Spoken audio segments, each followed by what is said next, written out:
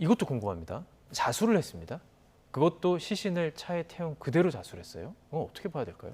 자, 지금 이제 최근에 예. 우리나라는 사형제도는 있지만은 사형을 실제로 이제 집행을 하지 않는 그런 나라로 지금 알려져 있습니다. 지금 이제 저런 종류의 어떤 범죄자들은 자기는 사람을 몇 명을 살해한다 하더라도 결코 사형을 당하지 않을 것이다라고 하는 것에 대해서 확신을 가지고 있어요. 예. 그렇기 때문에 자기가 저렇게 자수를 한 것은요. 또 이제 이번에 언론을 갖다 접하면서 저렇게 과격하게 한 것은 자기가 이제 교도소에 다시 들어가면 또 생활을 하지 않겠습니까? 네네. 거기에서 뭔가 자기의 어떤 존재감, 나는 바깥에 있을 때 기자들이 어떤 인터뷰를 하려고 할 때 발로 차가지고 어떤 마이크라든가 이것을 갖다가 날린 사람이다. 이런 식으로의 어떤 그 존재감, 그런 의도가 있지 않을까. 그러니까 만약에 사형제도가 집행이 된다면 저렇게 못하겠죠.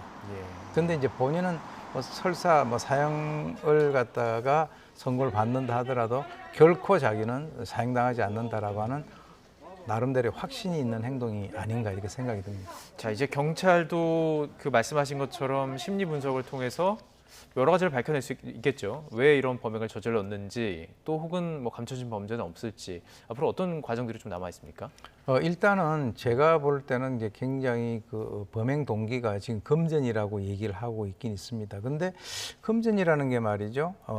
A라고 하는 사람의 돈을 갖기 위해서 B라고 하는 사람을 살해해서 예. 그 사람으로부터 돈을 뺏어서 갚는다라고 하는 것은 이 정상적인 어떤 그 사고로서는 이해하기가 이해가 안 힘듭니다. 되죠. 예. 그러니까 이제 과연 이 사람이 주장을 하는 거와 마찬가지로 범행 동기가 금전에 의한 것인지 아니면은 뭔가 어떤 그 살해를 지금까지는 안 해봤기 때문에 한번 내가 바깥에 나가서 뭔가 몸이 자유로운 그런 그 상황에서는 한번 그런 것을 본인이 해보려고 했었던 것은 아닐까라고 예. 하는 것까지도 우리가 의심을 할 정도죠. 목적이 살인.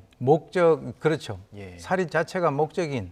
그런데 지금 본인이 계속 얘기하는 것이 뭐냐면 난 네네. 금전이 목적이었다라고 하는데 금전이 목적인 사람이 저렇게 사람들을 닥치는 대로 살해한다라고 하는 것을 참 이해하기가 힘든데 경찰 수사 과정에서 그런 것들이 좀 밝혀져야 되지 않나 이렇게 봅니다.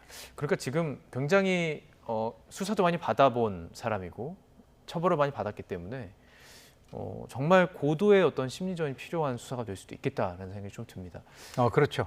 결코 이 사람이 이제 27, 8년 정도를 교도소에서 생활해 왔고 네. 거의 어떻게 보면 이 사람이 나이가 지금 56세라고 하는데 그 인생의 절반 정도를 지금 이제 수감된 상태에서 지냈기 때문에 그와 연관해서는 그렇게 경찰의 입장에서는 호락호락한 그런 상대는 아니지 않느냐라는 생각도 해봅니다.